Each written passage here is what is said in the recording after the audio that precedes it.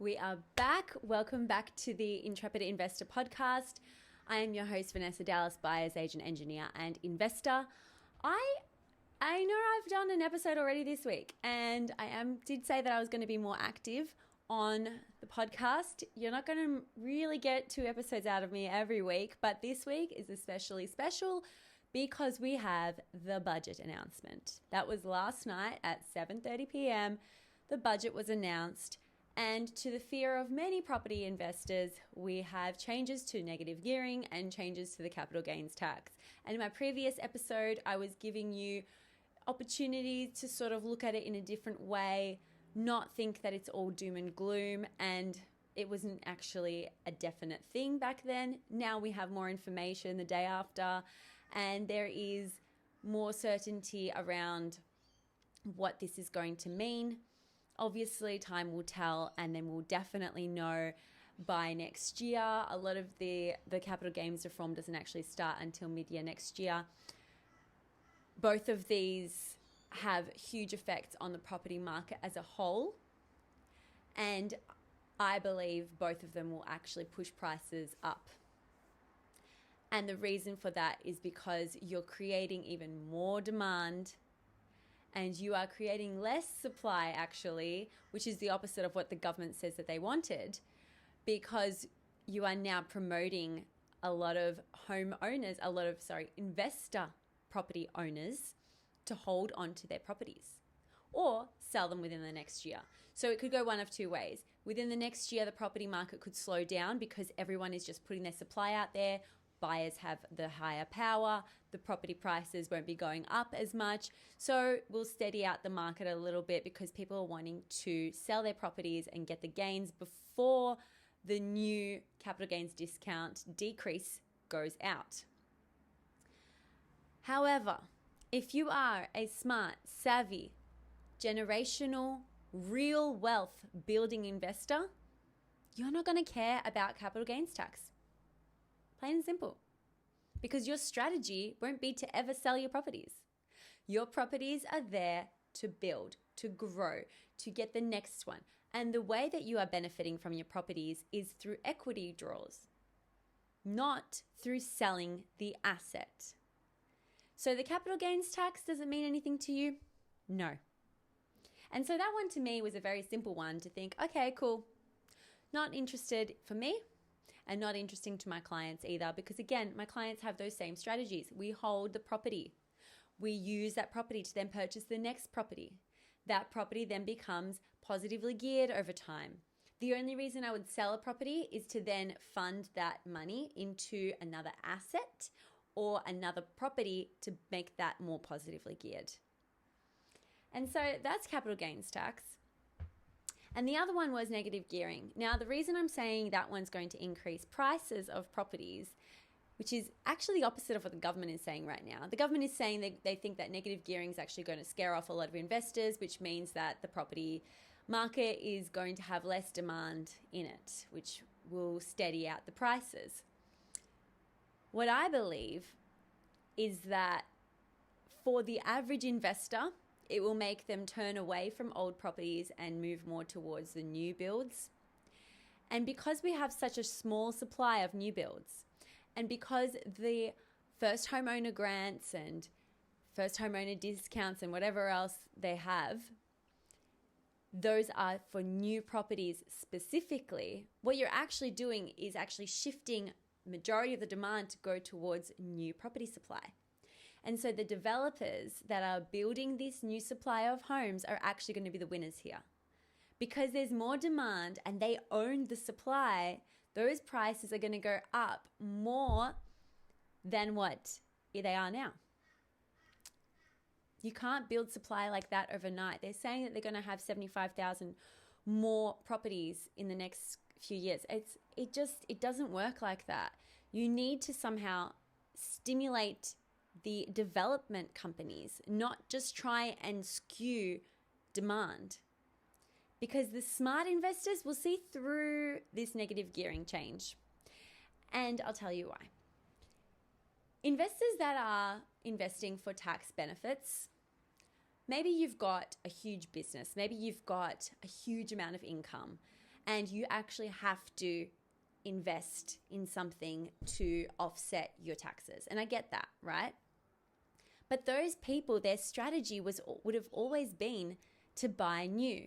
When I have clients that are on those really high payrolls and they want to offset their taxes, that is their goal. Their goal is offset taxes. They're like, look, I earn enough money. I don't need the extra money on the side. Look, it'd be great. Property's good because I can still, over 10, 20 years, I'll still have enough money at the end to sell and make, or maybe it'll turn positively geared or whatever. They don't really care for building a huge portfolio quickly and getting that positive gain quickly. They don't need positively geared because they don't need more income. So I've always recommended them purchase an brand new property so that you can also benefit from the depreciation, which is all the other taxes you can get back from all the new parts of the build. And so that would have always been their strategy anyway. But when you look at the average investor, the savvy, smart average investor who has a pretty good income is in the second highest tax bracket. So you're paying about 37% tax plus the 2% Medicare levy. You're not looking at the tax benefits. The tax benefits is a bonus. It's not why you're investing in the first place. The reason that you're investing as a savvy investor who's on a good wage, you are trying to build wealth, real wealth, generational wealth. Wealth that will support you, your family, your partner, your parents maybe.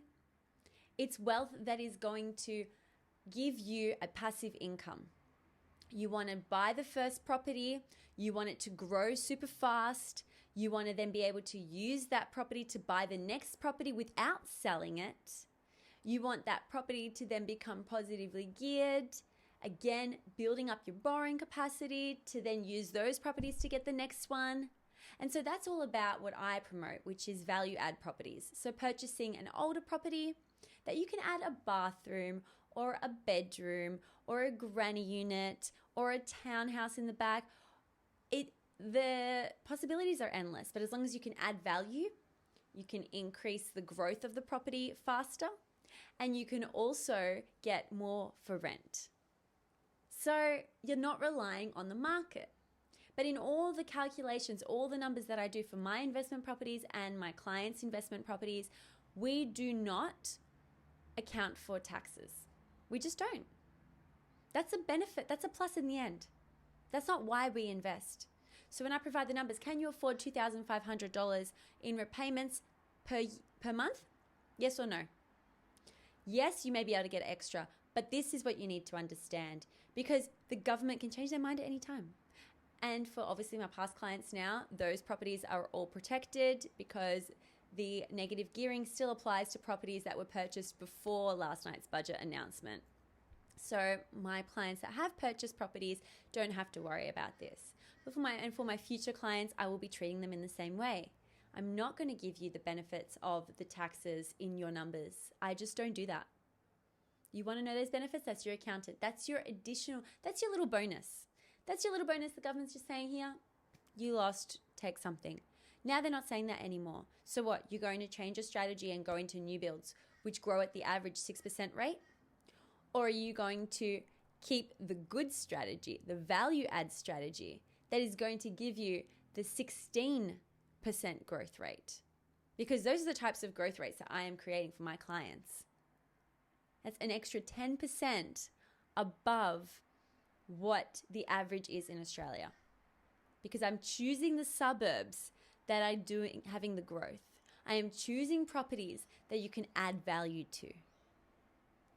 So I'm going to give you the numbers because we need to really break this down. I need to properly show you that you should not be stressing over anything when it comes to negative gearing, the changes to negative gearing, and you should really be focusing again on the strategy. Don't let this whole media, this whole budget thing, it's a distraction.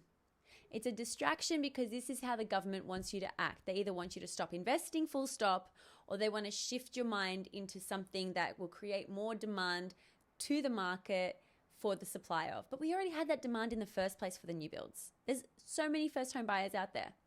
So many. How many investors are there? I think only 20% of Australians own one investment property. And of those, only 10 or 5% of those own more than 2 investment properties. 1% of Australians own more than 2 investment properties in the whole of Australia. So how are these people making such a big dent on Australian property market that the government needs to change the reforms? They're not. So, enough of my rant. We're going to go into the numbers now. Okay, so say your property loses. I put them down here. Say your property loses $30,000, right?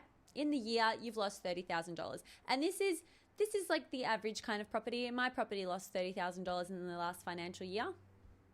That was from, it includes everything, yeah? So your body corporate fees, what you paid for, we have an Airbnb, so the cleaning fees, the property management fees, you've got, obviously then you're offsetting it by your rental income, whatever you've got that you're paying, your land tax, if you're paying land tax, your mortgage repayments, your interest repayments, all of those things that are going towards the property are calculated against the rental income, and then that's your loss for the year. So we lost $30,000 on the property, right? Pretend you're in the second highest tax bracket. You're in 39%, which includes the 2% Medicare levy. That is your tax rate. So with that loss, you multiply the loss by the 39%. You have a $18,000 that you are actually getting back from the government. So you are getting back $18,300 in the 1 year under the negative gearing scheme for any property. Okay, so before yesterday, it was for any property. Now this only applies to brand new properties. If we compare this directly to a brand new property of what a brand new property makes and assume the average 6%, which a lot of brand new properties don't even make 6% because they are in developing areas. They are in areas that look like little shoeboxes stuck next to each other, and there's just not that much demand after the first time that they've gone on the market. So their growth is way less than 6, but let's just for argument's sake say 6. Even for those properties, they are gaining $48,000 a year. So in that scenario, you are having $48,000 a year plus $18,300 for the year in your returns. So all up, we're looking at around $66,000 a year. Okay? Now let's go into an older property, a value add property, a property that is established in an area that has higher demand, that has been even gentrified, which is what I purchase for my clients. So it's properties that aren't necessarily blue chip right now, but they're on the edge of blue chip suburbs, and you can see that there is going to be growth. And I've purchased properties for my clients at that low point just before it rose. So one of those properties that we purchased last year in November for $720,000 has grown 16%. And in that 16%, that grew $120,000 in 4 months. So in 1 year, if that growth rate continues, which I don't have a crystal ball, so I'm not sure of, but you're going to be making more than $250,000 in the year, in 1 year. But you're not going to get back the $18,000. Damn it. Seriously, guys? That's the loss that you're going to have. The loss that you would have is $18,000 because of these negative gearing changes. So you invested in an old property. You got back $120,000 in 4 months, say $250,000 in a year. Okay, well, if you want to make it real, it's times by 3. I didn't want to be that generous, but okay, let's do that. So times by 3, that's $360,000 in a year at a growth rate of 16%. Would you prefer to get $360,000 in 1 year on one property, or $66,000 in 1 year on one property? The $66,000 is the brand new one. The $361,000 is the old one without negative gearing benefits. You tell me. You tell me what makes more sense to you. Because to me, it's a no-brainer. If your goal is growth, if your goal is real wealth, keep your strategy of old properties and value adds. The next few months, the market will change. These rates will go down. These growth rates will definitely go down because there aren't a lot of smart investors out there and people go off the media scares, which is why interest rates and things like that all affect the property market because the majority of people out there just don't get it. When technically, if we had a lot more smart investors and property buyers, this shouldn't make a difference because we all know at the end of the day, the property market is still going to go up. But if property prices go down now, this is your opportunity to get into the market for less. This is the time. The rich make their money when everyone else is losing. This is the time that everyone else is going to lose. So be smart. Get into the market. If you can get into the market, get into the market. I don't care if it's the economic downturn or the highest peak of the market. If you can get in, get in. We know over time, property always goes up. So that's just how it is. Demand, supply. We still don't have enough supply. We're not going to get enough supply in the next 5 years. I don't think so. So that is my take on the budget. That is my take on negative gearing and capital gains tax. Share this video with someone who is scared. Share this video with someone who's been skeptical or over-analyzing or overthinking about what type of property to buy. And, oh my gosh, now negative gearing is in place and is changing. And now I can't buy a property because I'm not going to get the tax benefits. Please do me a favor and share it with them. Do them a favor and share this with them. The numbers don't lie. And that is one of my biggest, my biggest, like, what do we call it, mantra? The numbers don't lie. I'm an Excel spreadsheet girl. I'm a numbers girl. My background's in engineering. It's left brain. We're black and white. It works, it doesn't. Does negative gearing affect me that much? I mean, yeah, I would have loved a bit of more of a tax benefit. Who doesn't love a tax benefit? But my strategy is going to remain the same because I see the value. I see that I can make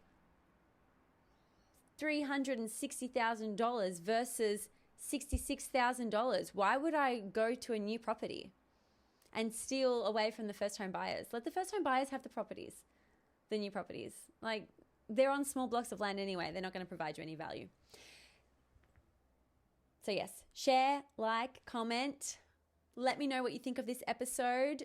And yeah, reach out to me on Instagram. I'd be curious to see if you have any different thoughts.